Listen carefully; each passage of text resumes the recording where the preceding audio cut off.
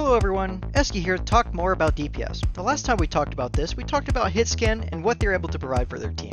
Today, let's talk about the other player in the DPS category, the flex DPS. The term flex is used in the same way that it's used when describing flex support. This means that these players are meant to have a large hero pool and are able to cover several different aiming types. Last time we talked about how hit scan's aiming is point and click, meaning that the damage goes where the player clicks with no delay. Flex DPS are usually tasked with playing heroes that have projectile damage. This means that when you fire your weapon, there's a delay from when you fire to when the bullet hits. Heroes that have this type of aiming are Echo, Hanzo, Pharah, and Torbjorn to name a few. So before we get into the role itself, let's go into our warm-up.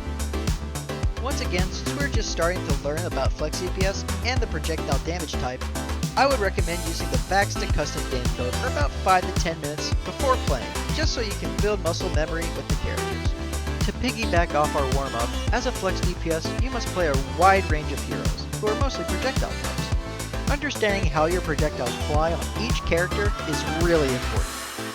So go into the practice range as any of the following characters.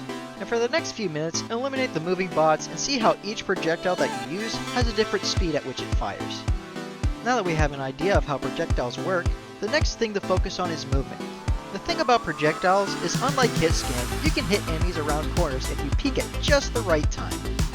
This looks like a slight peeking at the corner we are standing on, and shooting before going back into cover.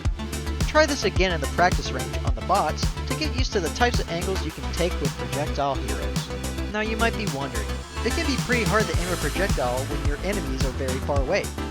However, there can be an easier way to hit your shots on those heroes. We established in my past videos that players usually tend to stay around the same spots on each map.